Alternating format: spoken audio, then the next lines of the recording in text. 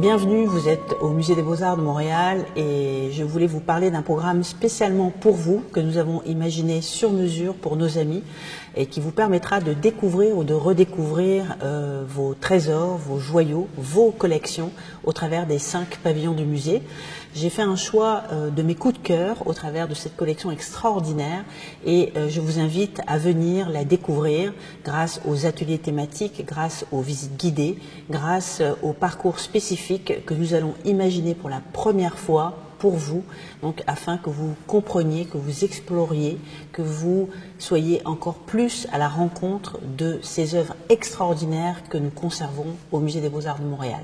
Alors voilà quelques choix spécialement choisis pour vous.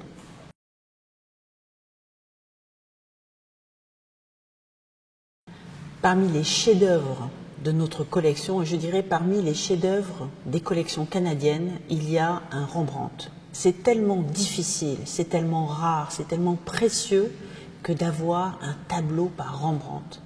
Évidemment, donc, il s'agit d'un portrait de jeune fille qui a été peint en 1668 et ce tableau est tout à fait unique dans nos collections. Pourquoi ? D'abord parce qu'il est extrêmement émouvant. Quand on le voit, donc c'est le portrait d'une jeune fille qui vous regarde, donc avec un air à la fois très direct et en même temps une certaine timidité, une pudeur qui est tout à fait propice à cette ambiance des années 1668. Nous sommes à l'époque dans cette Hollande du siècle d'or, un moment extraordinaire d'expansion de ce pays qui va conquérir le monde et en même temps on a cette jeune femme donc, qui a à la fois un regard très direct et en même temps une certaine retenue.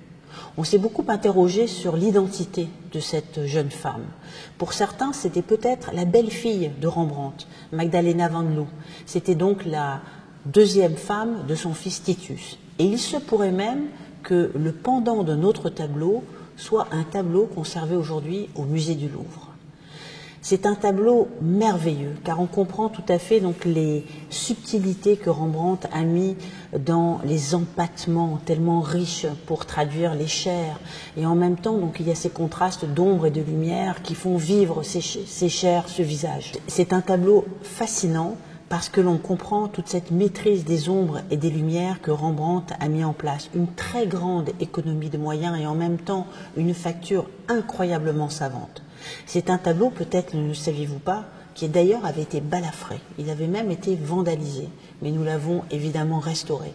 Tous ces secrets, on peut vraiment vous les raconter grâce à ces visites pour l'amour des beaux-arts au Musée des Beaux-Arts de Montréal.